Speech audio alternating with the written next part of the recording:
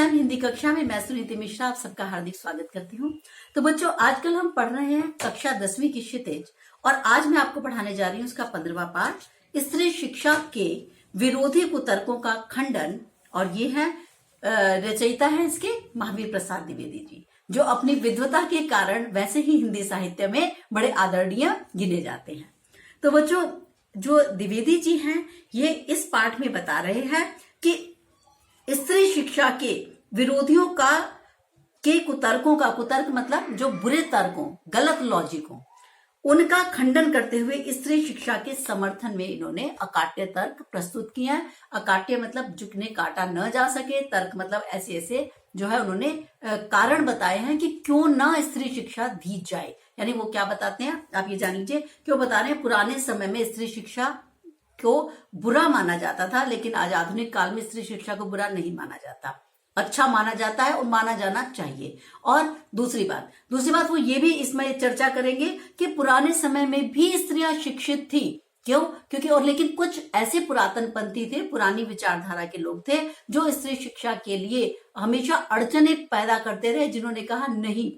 तो यहाँ पर ये सब चीजों की विवेचना की जाएगी कि क्या पहले स्त्रियां पढ़ी लिखी थी, फिर वो आपको बताएंगे हाँ थी। जैसे उन्होंने शकुंतला की बात की, जैसे उन्होंने उसकी बात की है जो हमारे ऋषि की पत्नी है गार्गी हैं, उनकी बात की, और अत्रि की बात की, अत्रि ऋषि की पत्नी की बात की कि वो बड़े बड़े व्याख्यान देती थी। दूसरी बात शकुंतला ने, वो कहते हैं शकुंतला ने जो दुष्यंत जब उसे विवाह करके भूल गया गंधर्व विवाह, तो उन्होंने अगर शकुंतला ने उनको बहुत बुरी तरीके से फटकारा, तो यह है कि वो कम पढ़ी लिखी थी, तो ये उसकी पढ़ाई लिखाई का ही दुष्परिणाम था कि उसने अपने पति के लिए बुरे शब्द बोले। तो इन सब तरीके की बातें कुछ विद्वान कहते हैं जो कि गलत है। अगर किसी के साथ, जैसे अब मैंने अभी पढ़ाया महादेवी वर्मा के, वो मन्नू भंडारी के लिए, कि किस प्रकार से अपनी माँ से नाराज रही, किस लिए कि वो कभी भी गलत बात का विरोध नहीं कर पाती थी। तो अगर शकुंतला, एक पति अपनी पत्नी से विवाह करके भूल जाता है और उसकी पत्नी उसको कुछ कड़वी बातें सुनाती है, तो क्या ये उसकी शिक्षा का दोष बताना चाहिए? नहीं, ये तो कोई भी स्त्री कहेगी। तो वो ये सब बातों का चर्चा इस पाठ में की जाएगी। तो चलिए चलते हैं इस निबंध की ओर। लेखक को दुख है कि स्कूलों कॉलेजों से शिक्षा प्राप्त धर्मशास्त्र और संस्कृत साहित्य से परिचित सुशिक्षित लोग स्त्री शिक्षा का विरोध करते हैं। कह रहा इतने अच्छे अच्छे कॉलेजों में पढ़े हुए, इतने पढ़े लिखे विद्वान लोग स्त्री शिक्षा का विरोध करते हैं, तो ये लेखक को बहुत गुस्सा आता है, बहुत दुख होता है। ऐसे लोग स्त्री शिक्षा का विरोध करते हैं जो कुशिक्षितों को सुशिक्षित करते हैं, मतलब जो बुरे लोगों को भी सुशिक्षित बनाते हैं। कुमार्गी यानी जो गलत रास्ते पे जाते हैं उन्हें भी सुमार्गी मतलब अच्छे मार्ग पर ले जाते हैं। अधार्मिकों को धर्म तत्व का उपदेश देते हैं। ऐसे लोग स्त्री शिक्षा का विरोध करते हुए तर्क देते हैं। ये क्या तर्क देते हैं ये सुनो।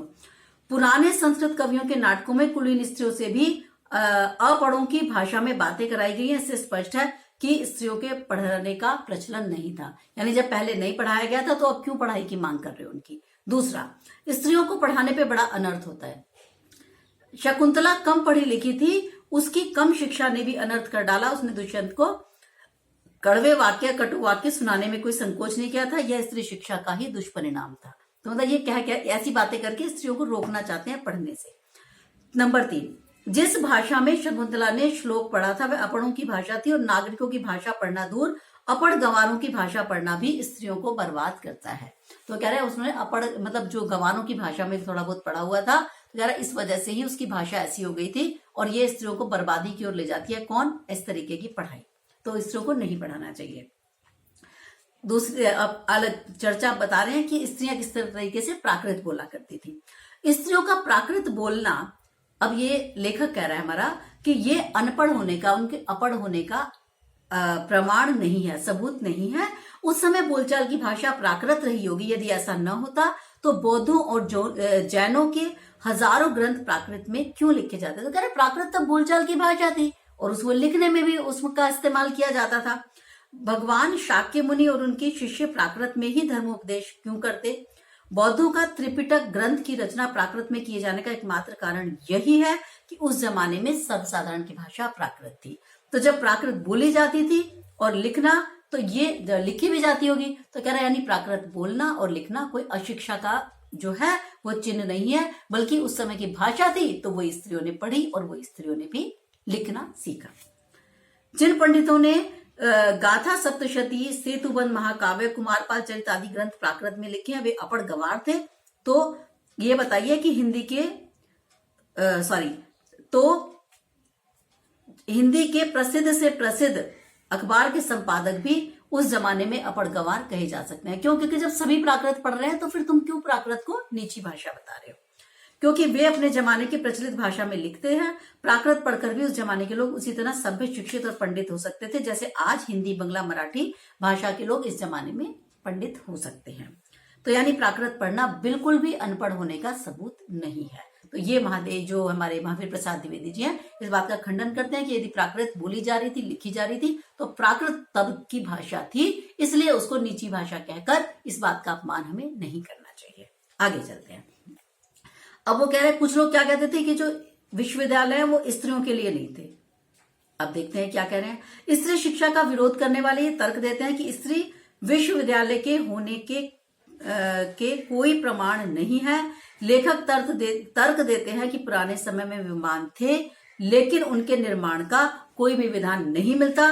तो क्या विमान का अस्तित्व को हम माने ही ना? सब जानते हैं रावण के पास पुष्पक विमान था, इस तरीके की हमें मालूम है ये सब बात। तो पुराने ग्रंथों में प्रगल्भ पंडिताओं के नाम पढ़कर भी तत्कालीन स्त्रियों को मूर्ख और अपढ़ गवार बताना बिल्कुल गलत है। वेदों में वेद मंत्रों की रचना और उनका दर्शन विश्ववरा स्त्रियों से ही किया गया है। शीला, विद्या आदि ऐसी स्त्रियां थी बड़ी बड़ी कवियों से जो सम्मानित की गई थी। जिस भारत में चित्र बनाने, नाचने, गाने बजाने, फूल चुनने और हार गूंथने की कला सीखने की आज्ञा थी, वहां पढ़ने लिखने की आज्ञा न थी।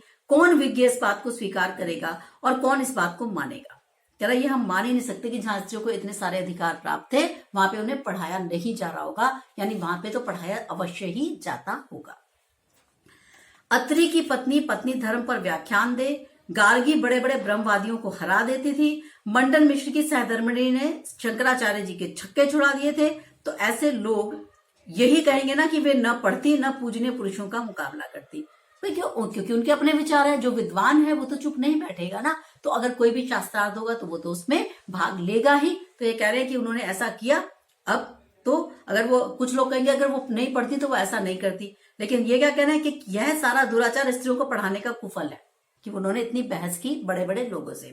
कैसे माना जा सकता है कि स्त्रियों के लिए पढ़ना कालकूट है और पुरुषों के लिए पीयूष की घूट, कि ये गलत है? कि आप सोचो स्त्रियों को पढ़ाना तो एकदम जहर हो गया और जो ये है पुरुष है उनको पढ़ाना अमृत की घूंट के समान है। कह रहे नहीं, ऐसी दलीलों और दृष्टांतों के आधार पर स्त्रियों को अपढ़ रखकर हम भारतवर्ष का गौरव कैसे बढ़ा सकते हैं? यानी भारतवर्ष का गौरव नहीं बढ़ा सकते। हमें इस प्रकार की बातों को अपने दिमाग से निकाल देना चाहिए कि स्त्री शिक्षा जो है, स्त्रियों को अगर हम शिक्षित करेंगे तो वो गलत मार्ग पे चली जाएगी। ऐसा नहीं है। हमने परंपराओं को तो तोड़ा है। अब लेखक ये भी बता रहा है कि यदि हमारे पुराने जमाने में स्त्रियों को पढ़ाने की जरूरत नहीं समझी गई होगी तो ना समझी गई हो, पर अब तो है। हमने सैकड़ों पुराने नियमों और परंपराओं को तोड़ा है, तो इस परंपरा को भी तोड़ने में क्या हानि है? जो लोग ये कहते हैं पुराने जमाने में स्त्रियां अपढ़ थी, तो ये बता दो कि श्रीमद् भागवत में जब रुक्मणी हरण की कथा पढ़ी जाती है तो रुक्मणी ने कहते हैं एक बड़ा लंबा चौड़ा पत्र लिखकर श्री कृष्ण को भेजा था एक ब्राह्मण के हाथ, जो प्राकृत में नहीं था। तो उसमें रुक्मणी ने जो पांडित्य दिखाया है वह उसके अपढ़ और अल्पज्ञ होने का, गवारपन होने का सूचक नहीं है। यानी वो हमें ये बता रहा है कि उस वक्त स्त्रियां पढ़ी लिखी हुआ करती थी। इस बात पर कम से कम उन व्यक्तियों को तो विश्वास कर लेना चाहिए जो पक्के सनातन धर्मावलंबी और भागवत में विश्वास करते। कहते अच्छा उसमें विश्वास नहीं करते, भागवत को मानते हो, तो भागवत में रुक्मणी ने पत्र लिखा है। तो वो कह रहा है लेखक कि अब बताओ, तो इसका मतलब स्त्रियां पढ़ रही थी ना तब। यदि कोई भागवत की बात को पुराणकार की कल्पना मानता हो तो ये बताओ फिर नाटक की बात बताओ। उससे भी अधिक गई बीती बात समझनी चाहिए, क्योंकि नाटकों में क्या किया? नाटकों में तो फिर शकुंतला ने गलत बात की, तो फिर इसकी बात क्यों करे? हो सकता है शकुंतला एक कल्पना ही हो। आगे वो कह रहा है कि यदि स्त्रियों को की शिक्षा यदि अनर्थक है तो ये बता दो पुरुषों की सार्थक कैसे है? कि यार ये उन्हें पढ़ाना अगर गलत है तो फिर पुरुषों को पढ़ाना सही कैसे है? लेखक इस बात का जवाब चाहता है। यदि स्त्रियों की शिक्षा अनर्थ करने वाली है तो पुरुषों की शिक्षा तो उससे भी भयानक है, क्योंकि पुरुष तो शिक्षा प्राप्त करके बम फेंकना, नरहत्या करना, डाके चोरियां करना, घूस लेना, ये सब काम के लिए भी आगे रहते हैं। तो कह रहा है फिर तो ये सब शिक्षा का ही दुष्परिणाम है। इसका मतलब तो यह है कि सारे स्कूल कॉलेजों को बंद ही कर दो, ताला लगा दो। ये क्यों कह रहा है? वो गुस्से में कह रहा है। शकुंतला ने दुष्यंत को जो कड़वे वाक्य कहे उनमें स्वाभाविकता ही है। भाई गंधर्व विवाह करके और दुष्यंत मुकर गया कि नहीं मैंने तो तुम्हें नहीं पहचानता शकुंतला को, तो ऐसे में तो कोई भी स्त्री कड़वे वाक्य बोलेगी। शकुंतला के इन वाक्यों की वही लोग निंदा करते हैं जो चाहते हैं कि स्त्री पर घोर अत्याचार हो, लेकिन वो फिर भी मौन बनी रहे, चुप बैठी रहे, अत्याचार सहती रहे। जिस कवि ने शकुंतला नाटक में शकुंतला द्वारा कहे गए कुवाक्य को लिखा है, उस कवि ने साध्वी कही जाने वाली स्त्री के सीता के परित्याग, जब सीता को त्याग दिया था ना राम ने, तब सीता ने भी जो राम को बोला था, कह रहा फिर तो तुम उसको भी कुवाक्य ही कहने लगोगे। सीता ने कहा था, हे लक्ष्मण जरा उस राजा से जाकर कह दो कि मैंने तुम्हारी आंखों के सामने ही आग में कूदकर अपनी शुद्धता साबित कर दी थी, फिर भी उस पर भी तुमने लोगों के मुख से झूठ बात सुन के मुझे छोड़ दिया। क्या यह बात तुम्हारे कुल के अनुरूप है? तो क्या तुम्हारी विद्वता और महत्ता को शोभा देने वाली है? तो ये बात सीता ने जब राम को कही है, लक्ष्मण के द्वारा कहलवाई है, कह रहा ये उक्ति किसी गंवार स्त्री की नहीं है, अभी तो महाब्रह्म ज्ञानी राजा जनक की पुत्री और मनु आदि महर्षियों के धर्म शास्त्रों का ज्ञान रखने वाली रानी की उक्ति है। अतः शकुंतला की तरह अपने परित्याग को अन्याय समझने वाली सीता का रामचंद्र के लिए भी कटु वाक्य कहना बिल्कुल स्वाभाविक है कि जब किसी स्त्री के साथ बुरा होगा तो वो तो बोलेगी ही बोलेगी। इसमें शिक्षा को दोष क्यों देते हो? जब इतनी विद्वान स्त्रियां, शकुंतला जैसी स्त्री विद्वान और सीता जैसी विद्वान स्त्री ऐसी बात कर रही है, तो कह रहे ये तो ठीक कर रही है, स्वाभाविक है ऐसी बात करना। अब लेखक बताते हैं कि देखो पढ़ने लिखने में कोई अनर्थ नहीं है, अनर्थ की संभावना तो पुरुषों, स्त्रियों और अपढ़ों, पढ़े लिखों सभी से बनी रहती है। कह रहा गलत काम तो कोई भी कर सकता है, उसमें पढ़ाई की कोई बात नहीं है।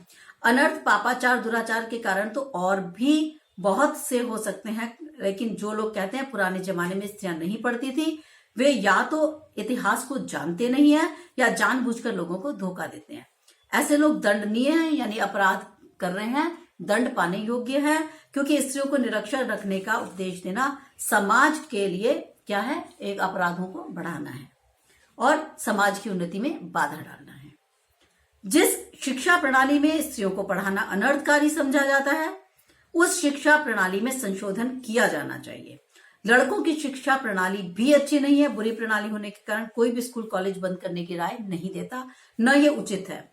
फिर स्त्रियों की शिक्षा बंद करने की राय देना भी उचित नहीं है, यानी शिक्षा प्रणाली में संशोधन किया जाना चाहिए। स्त्रियों को क्या पढ़ाना चाहिए, कितना पढ़ाना चाहिए, कितनी शिक्षा दी जानी चाहिए, कहाँ देनी चाहिए, पर यह सोचना, कहना उचित नहीं है कि लड़कों के तो पढ़ने में कोई दोष नहीं है लेकिन स्त्रियों को नहीं पढ़ाना चाहिए। इस बात से लेखक का खास विरोध है। वो कहता है नहीं, ऐसा नहीं होना चाहिए, स्त्रियों को पढ़ाना चाहिए।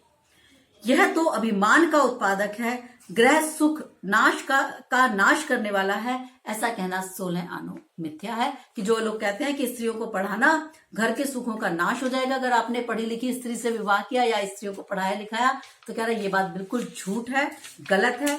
स्त्रियों को जितना आप पढ़ाएंगे उतना ही अच्छा हमारे देश के लिए रहेगा। तो बच्चों ये था हमारा आज का पाठ। अब मैं इसका एक ये प्रश्न बता देती हूँ आपको। एक तो ये जरूर कर जाइएगा, महावीर प्रसाद द्विवेदी जी का निबंध उनकी दूरगामी और खुली सोच का परिचायक है कैसे?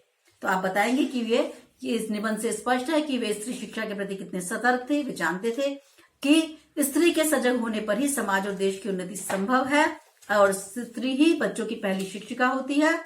और शिक्षा के अभाव में दबी कुचली स्त्री न केवल स्वयं को किसी प्रतियोगिता के योग्य बना पाएगी, न ही अपनी आगे आने वाली संतान को। तो ये प्रश्न आप बहुत अच्छे से कर जाइएगा। सीबीएसई में 2-3 बार पूछा भी जा चुका है। एक बार ये भी इसी तरीके का मिलता जुलता प्रश्न है कि स्त्रियां शैक्षिक दृष्टि से पुरुषों से कम नहीं रही हैं। स्त्रियां गौरव की प्रतीक हैं। लेखक ने क्या क्या उदाहरण दिए, तो आप उसमें अत्रि की पत्नी का उदाहरण दे देंगे, शकुंतला का दे देंगे, रुक्मिणी का दे देंगे, और ये देंगे जो मंडन मिश्र जी हैं उनकी सहधर्मिणी है उनका दे देंगे, गार्गी का जो जिन्होंने ब्रह्मवादियों को जिन्होंने हराया था उनका दे देंगे। तो बड़ी बड़ी स्त्रियों के नाम आप लिख के ये बता देंगे और आप चाहें तो उसको आज से भी जोड़कर लिख सकते हैं। तो बच्चों ये था हमारा आज का पाठ। अब हम मिलेंगे आपको अगले पाठ के साथ। तब तक के लिए मुझे आज्ञा दीजिए। नमस्कार।